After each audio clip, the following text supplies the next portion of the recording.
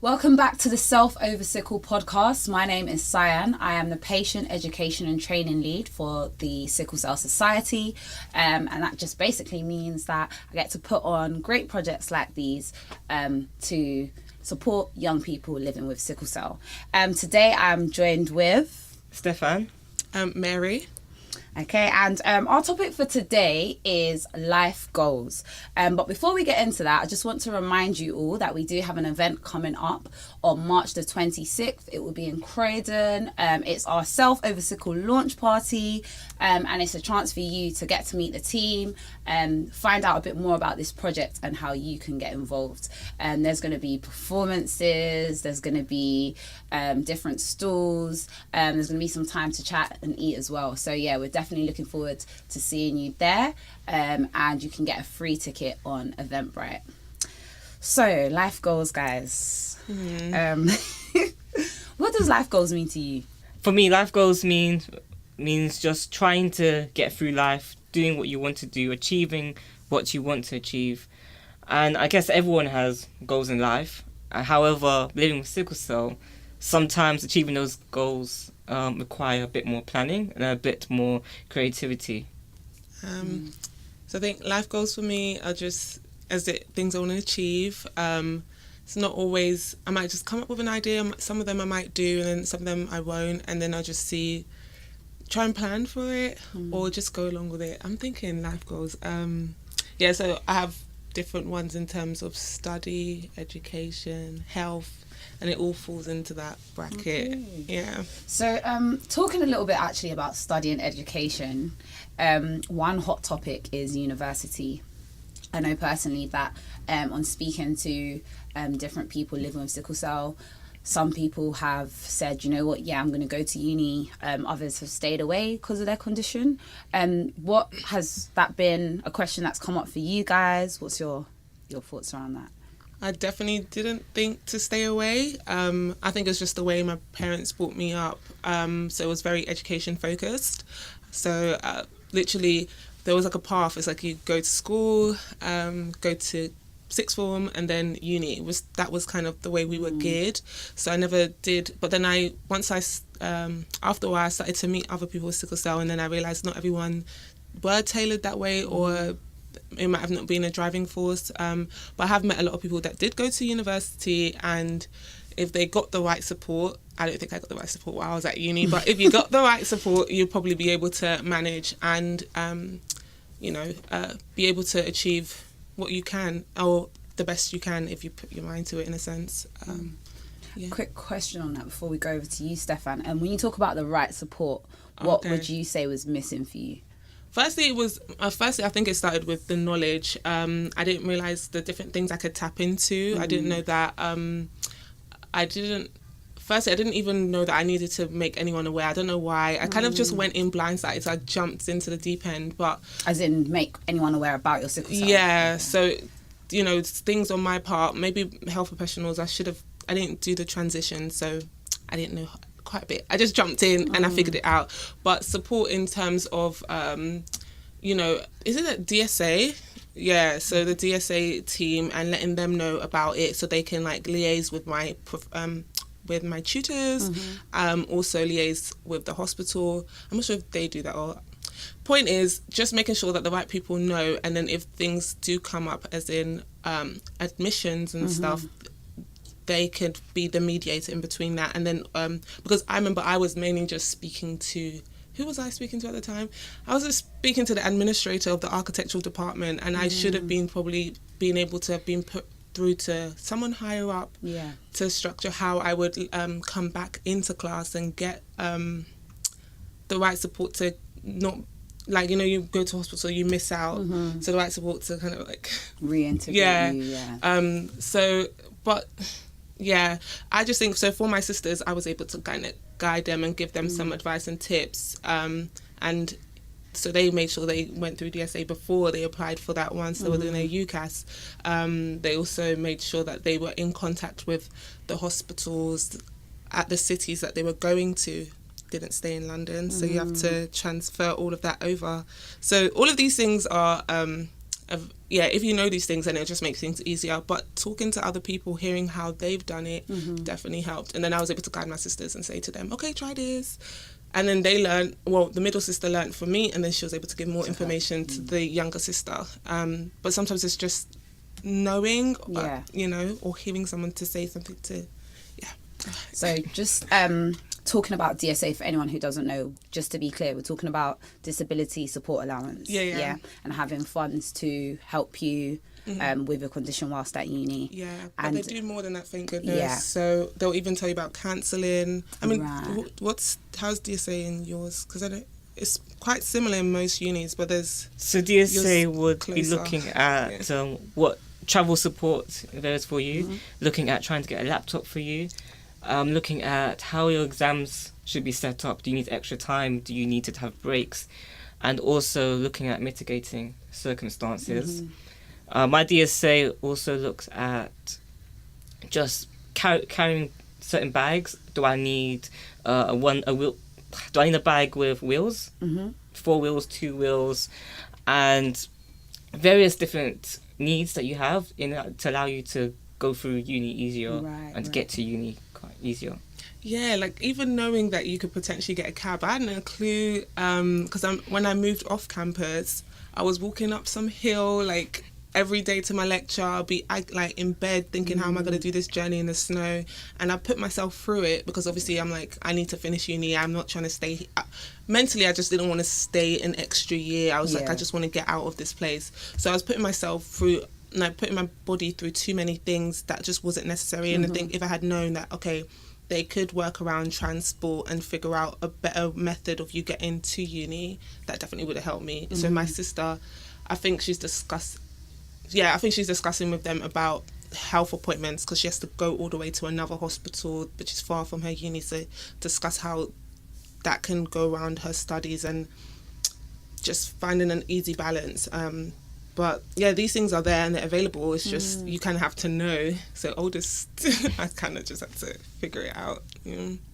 Trying to think what other support is there.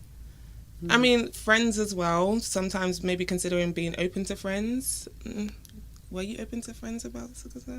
See, for me, I'm so quietly. Okay, so were you open to friends about sickle cell?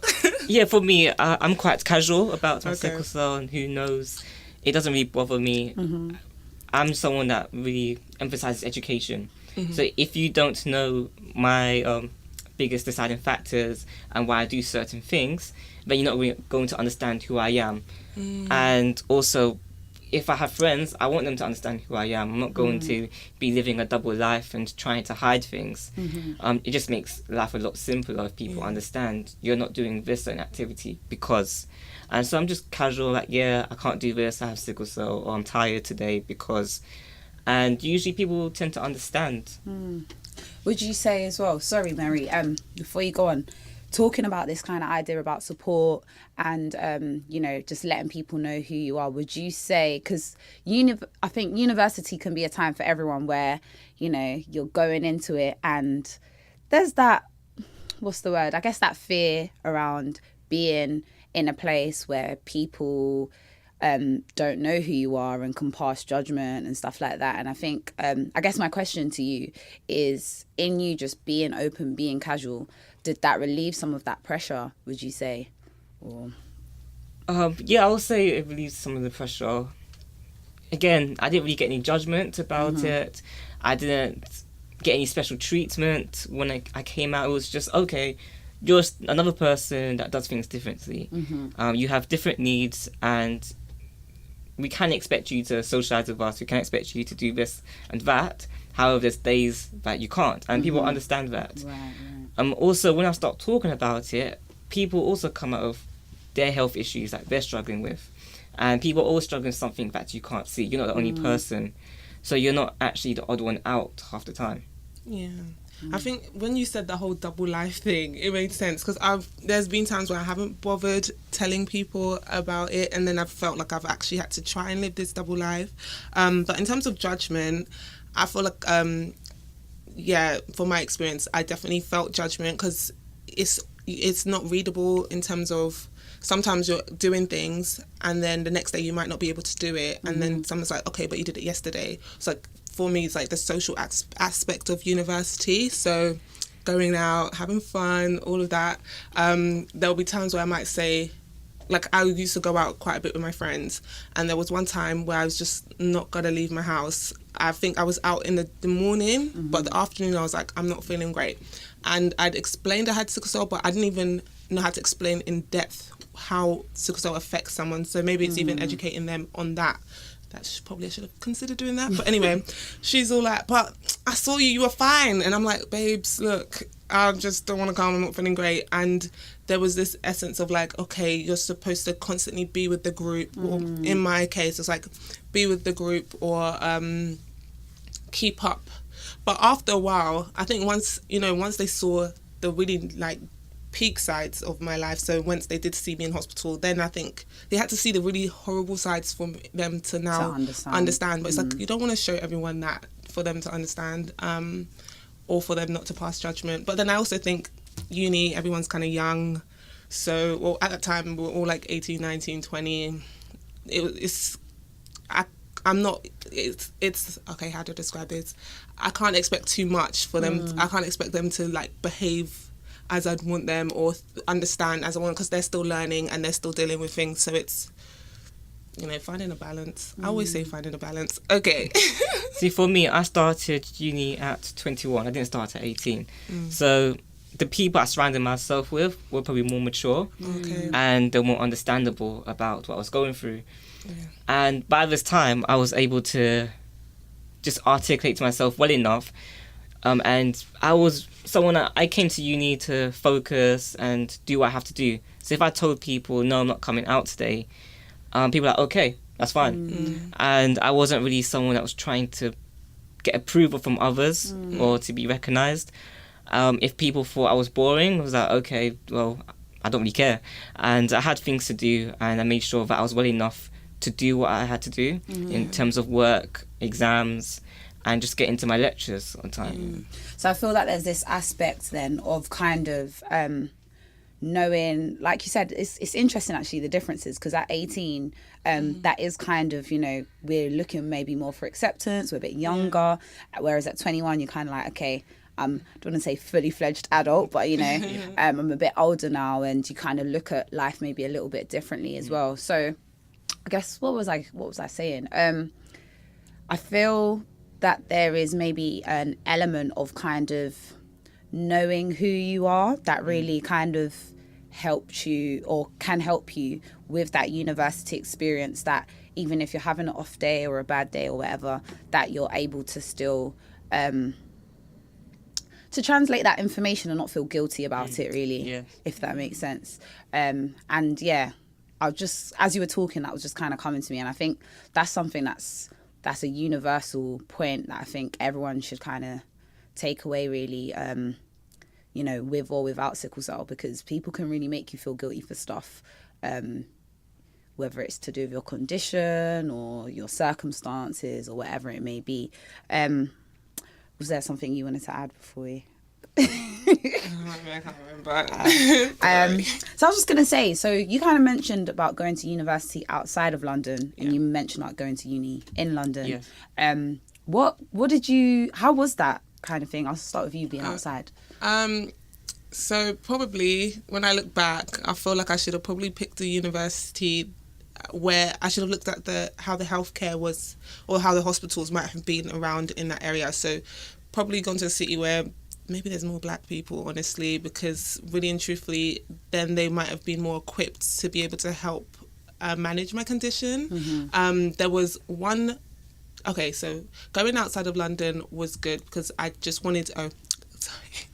So going outside of London was good because I wanted to kind of just get out of my house. I didn't want to be like at home too much. And so, but I think the problem arose was second year, when it's now I have to kind of think about my health, and I'm not really sure who to contact. I'm away from my London team. I didn't really know my London team that well, but at least they would have knew them enough for them to understand or be able to guide my care.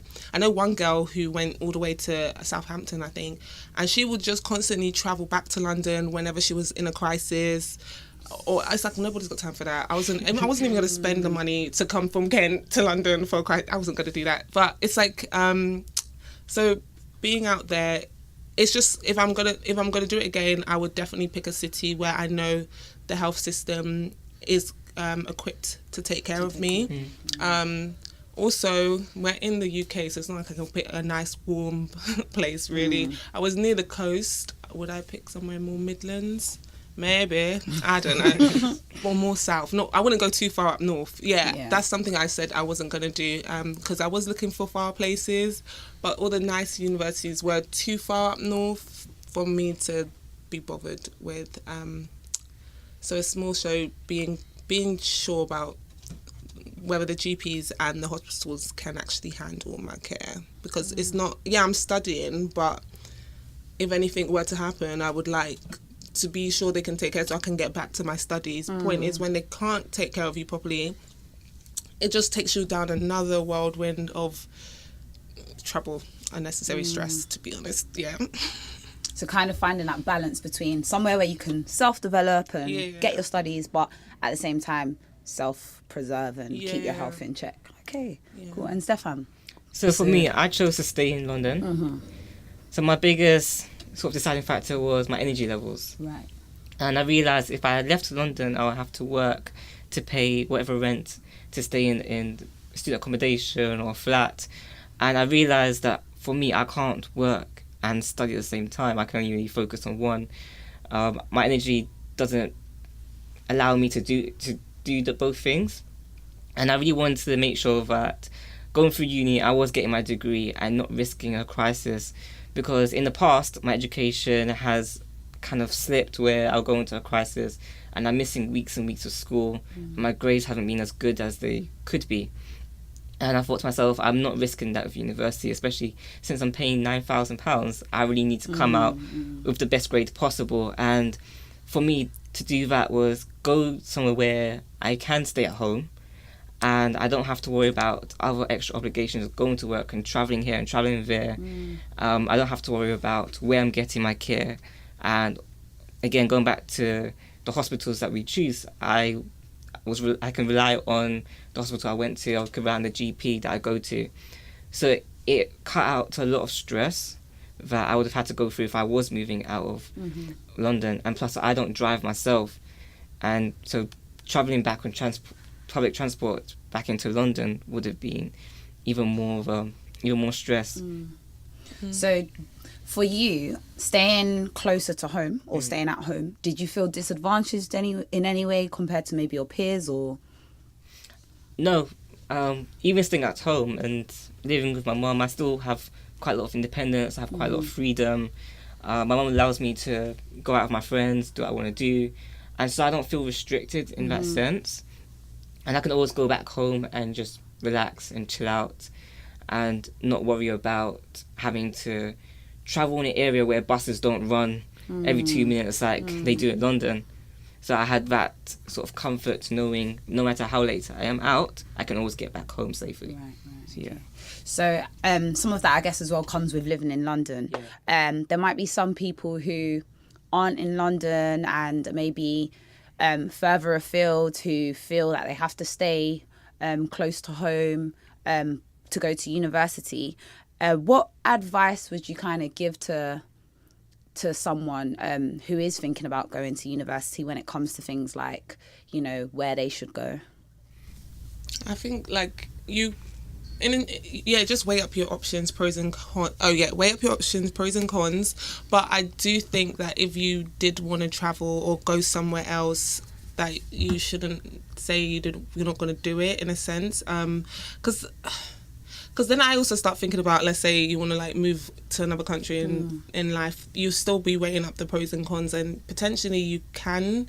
It's just making sure that more so in an area that they have specialists or they have healthcare professionals that can help you. And then if you are in a position where let's say studying, because I remember I picked up some like easy work where it's like maybe once a week, but it did take it's like easy work where it's not going to take a toll because I did more hours than I needed to. But it was like easy work in terms of employment. Yeah. Okay. Sometimes you can work at your university, but I think my one was more so at events and waitressing. But I'd say more so pick up work at your university, or more so, yeah, just easy, quick work if you needed to make up funds. But there is always support. Sometimes you just have to like look in the right places. Yeah, and because some options is like if I stayed at home, I knew it might have been a bit. There would be the tension between trying to grow up and be independent, but still having your parents. Because I'm like an African household, first child. I'm not sure how that would have really worked. So I knew, because there are some people that just feel like no, they want to go out. So yeah, if you are and you think you're gonna do it, just try and weigh up the pros and cons, and it's also just making sure that the place you're going to go, the health professionals are decent. I think Birmingham is a place that I always say. Another place in Manchester, I'm guessing.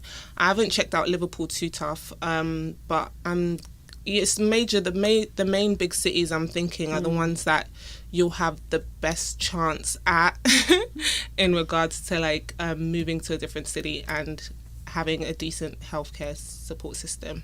Okay. Yeah. Thank you. And Stefan?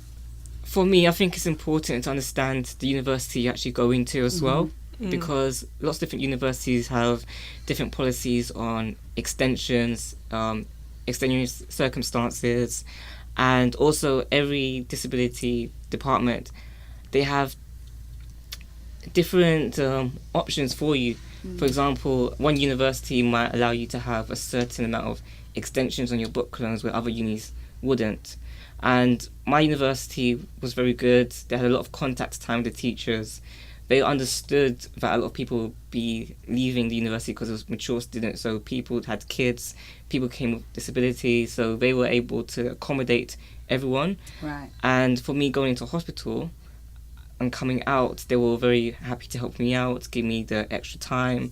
They understood what I needed and they were able to provide it with no problem. So it's important to go around to the different universities, speak to the disability departments, find out what they can do for you, how much contact time do you have with the teachers, and also even getting to know your personal academic tutors and, just explain to them that this is what you struggle with and just asking them what options are there for me.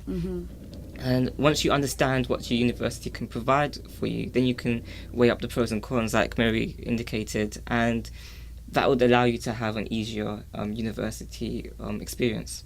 Okay, well, thank you very much, guys. I think if anybody is out there who is maybe thinking, do you know what, I've got a similar experience or a different experience, or have gone to university maybe further up north, and have things they'd like to share, do leave them in the comments. Do let us know. And we'll take it from there. So, SOS shout out. Yes. So there's a music artist by the name of A Star. His music video is coming out this week. And it's called Hidden Pains. So I was in the video, it was on Saturday. It wasn't too bad. It was a bit chilly that day, but we're all wearing red tops. And the meanings and the words that were in the song was quite. Most people could connect with it. I wish I could say some of the words right now, but literally, it was a very inspirational and powerful song. And I hope you guys will go and check it out. And it definitely brought people in the community together and closer. So it's just like try and support the artists and people that are trying to raise awareness for our condition. Okay. So this song is to do with sickle cell. Yeah, and it's called Hidden Pain. So yes, he talks about really in-depth stuff that, I've been through, and I'm sure other people would have definitely been through as well. So yeah. Okay, so big up A Star on that. Yes. And we'll be sharing that on our Instagram as well. And if you've got something that you'd like us to shout out on the show, do get in touch as well so we can plug that for you. So talking about music videos, fun stuff. And you said it was a little bit chilly, a little bit cold. Yeah, it was. I mean, UK weather, I just can't stand it, to be honest. So Yeah, it's even can't wait raining for now. summertime. I know. I was thinking, like, is that going to affect the shots? But look at me. Yeah, so I can't wait for summer. I can't wait for the warmer weather. Okay. Yeah. Got any plans? Going in? Plans. My sister really wants me to travel. She came into my room and she was all like, "Oh, Mary, where's the family going this summer?" And so I'm trying to tell her, no, we're gonna wait till Christmas because I'm hoping we can go to Nigeria as a family then, because Christmas time is the place and the time to be in Nigeria apparently. So I'm thinking now that's where we're gonna wait. But maybe I'll go somewhere else. Plans for something. Maybe I'll go somewhere short and quick and somewhere close. Yeah. That's not just gonna break my bank. I hear you. And Stefan, what are you saying? For me, this summer, I'm heading to Ghana. So I'm pretty excited about that. Going back to the Caribbean, gonna have some good food, good weather. Yeah, Some spend time with my proper food. family. Yeah. I can't wait. I need to get out of this place. Yeah. Been here too long. I hear you. So, okay, on this kind of idea around travel, we're still talking about life goals. And I know traveling is one thing that, again, can be difficult. Some people will not travel at all with sickle cell. Other people will just throw themselves right into it. What has your experience been with traveling? So I travel quite a lot actually. I won't travel every year. Oh, sorry, you can't say that quick. I won't travel every year, but I will travel once every couple of years. I try to go to a different country. So I've been to places like Spain. I've been to Guyana, Barbados, Florida. I need to come in your suitcase. So yeah, traveling is fun. I love it, and the prep for traveling isn't too bad. Some people think I have to do this, prepare for this, organize this. Really and truly, if you're going to a country that's warm like the Caribbean, going to warm places in Europe like Spain, your sickle cell, for me, it feels like it's non-existent at times. Okay.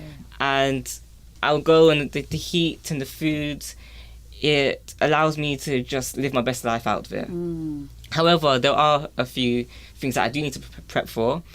For example, making sure I have all my medication, making sure that when I do go out, I have a bottle of water with me all the time, making sure that I have waterproof clothing in case it rains whilst I'm out.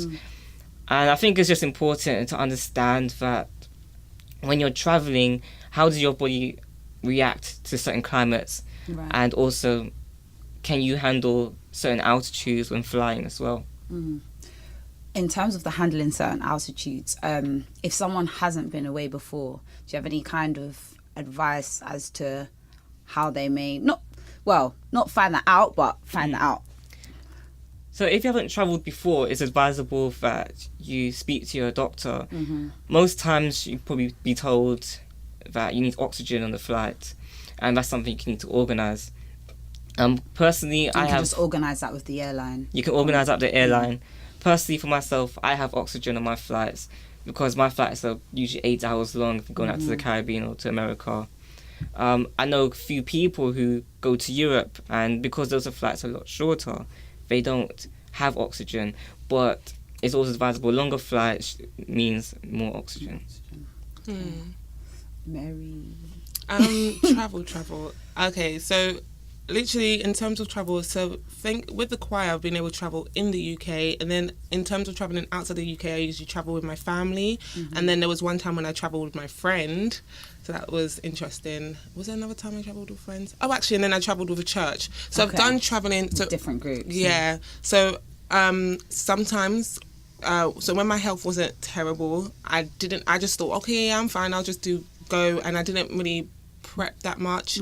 I just obviously went to more warmer countries because I don't even like the cold anyway, so I'm not really going to travel to a really cold country. And literally, like, you really, when it's like you're in a warm country, it's just like everything just feels amazing. It's like all the pain is just like my body's relaxed, I don't feel much pain, and so that's why I pick hotter countries. But let's think, in regards to one time when I travelled with my friend, I think I kind of wish I was a bit more aware of the things that I could have put in place. So at that time, I definitely should have asked for special assistance, because after that point, I did always ask for special assistance, and that's kind of when you go to you tell the airline, or whenever you're doing your tickets or whatever, you say to them, oh, you click for special assistance, you get it, they'll come with a wheelchair or maybe this like big buggy thing where everyone can get on, and then they'll take you to the flight. And the great thing about it is that you get to like skip ahead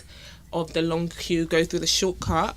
Problem is, at the end of the flight, you're kind of like waiting for a while for everyone else to get off the plane, but you still skip the queue, you know. But at the same time, it's less pressure on my body, and then it allows me to it's less pressure on my body, and then it just allows me to kind of maneuver a lot easier when I'm in the other country, and then when I'm back here, because I still have to travel back home or travel to the hotel. So this kind of chops up the time, and you're giving assistance. Okay. But yeah, with my friend, I think I should have probably warned her a little bit more, because she didn't realise I was going to have so much medication. So she just sometimes would hear, I didn't have a Dorset box either at the time, so she'd keep on hearing me like pop the medication out, and I'm sure that like bugged her.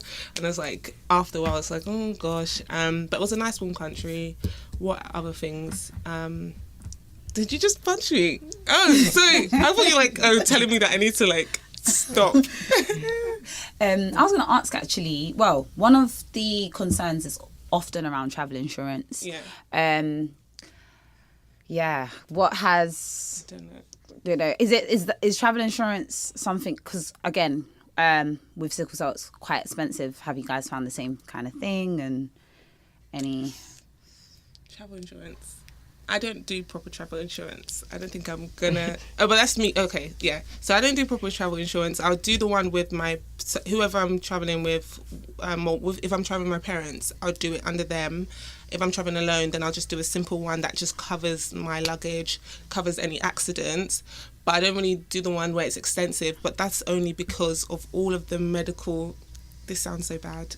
Okay, it's more so because literally I have blood exchanges, and at the time I was having hospital admissions. My premium was just too much. It just wasn't cost effective. So I kind of knew I could like kind of manage myself, but I was taking a huge risk, and I wouldn't advise anyone to do this at all. But I took the risk, and I knew I wasn't going for like a month. I wasn't going for like a very long time. So, but yeah, if anyone does come across, if anyone knows any good travel insurance, please let me know. Good cost-effective ones. Yeah. Help Mary, guys. Help Mary. So I'm always talking about my pockets. For me, I guess that there was. Sorry. So for me, when I'm traveling, I always have to make sure that there's certain things in place in terms of having my letters, making sure that the insurance companies I'm traveling with knows my needs, and there are a few cost-effective ones out there. You just need to do your research. Mm-hmm. Yeah. Clearly, I'm not doing my research. I think, because really and truthfully, I think it depends on. I remember back before when my health was okay, I'm sure I wouldn't have to pay a crazy amount. You have to pay more, obviously, if you're having more treatment, because in case you're going to that country, it's just clearly I just have to kind of, I don't know. I know I like to travel. I don't know. So I guess. So I know the Sickle Cell Society website has actually your advice and okay. So I'll look on there. And I was going to say as well, if anybody else out there has kind of come across any cost-effective ones, or just ones that have been really good, if you've ended up in a situation and needed that support, that have really come through, again, do comment, do let us know, so that we can share with one another, and hopefully not be in situations where we're winging it. But yeah, I hear what you're saying as well. And so we've touched on different ways in which you can kind of prepare and stuff. Do you have any kind of final tips, whether it's for flying or for once you arrive, or just even leading up to that time? I would say it's important to have letters from your doctors, and also translate them into the country you're going to. Right. I find that when I go to the airports, because of the amount of medication I'm taking, airports stop you and they start questioning you. So if you don't have any official documents saying why you're bringing this medication with you, it can make your trip a lot more difficult. And also, I would say, always walk with more than enough medication. Yeah. I've been traveling at times, and it's not outside of London, not outside of the UK, but traveling outside of London, and I thought to myself, okay, this amount of medication should be enough for the amount of days I'm going, and it hasn't. Right. And those times have been a bit sticky. So I would say make sure you have more than enough.